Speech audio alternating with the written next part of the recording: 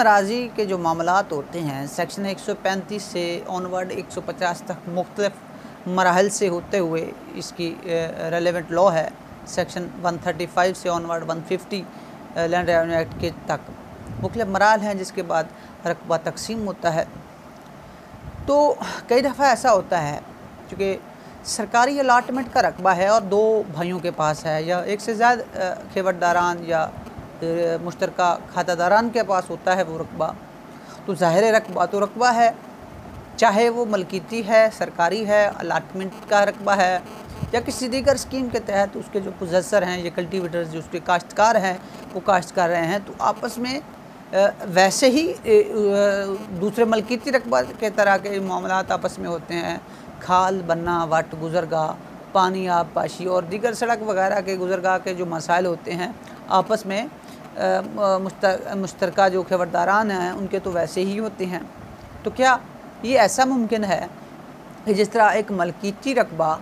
जो मुश्तरका खेवटदारान होते हैं वो आपस में अलग अलग बंडा करवा लेते हैं और अलग अलग उसकी तकसीम करवाते हैं, तो क्या सरकारी अलाटमेंट का रकबा या किसी दीगर स्कीम के तहत मिला हुआ रकबा वो आपस के मुश्तरका भाईवाल हैं, मुश्तरका खेवटदारान हैं, हिस्सेदारान हैं, वो भी तकसीम करवा सकते हैं? जो क्या रेवन्यू अथॉरिटीज़ के पास इसका इख्तियार है कि उस अलाटमेंट के रकबे को जो है वो आपस में उसके अलग वनडे बनाया जा सके। तो इस पर एक रूलिंग है 2015 MLD है, 759 पेज है, 759 पेज है 2015 MLD का,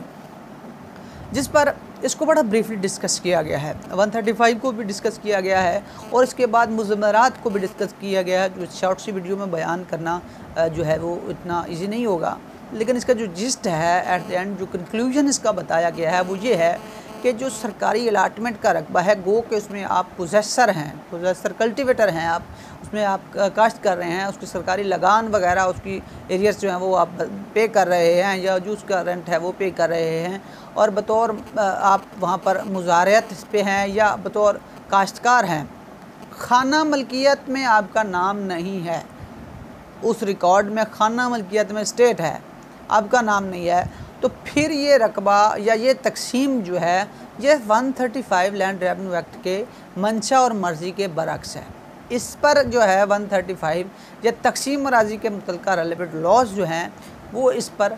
जो है वो लागू नहीं होते और ये रकबा किसी भी तौर पर तकसीम नहीं हो सकता, इसके किसी भी तौर पर वंडा जात नहीं बन सकते। तो इसके लिए आप सरकारी रकबे की तकसीम की दरख्वास्त या वनडे की दरख्वास्त नहीं दे सकते।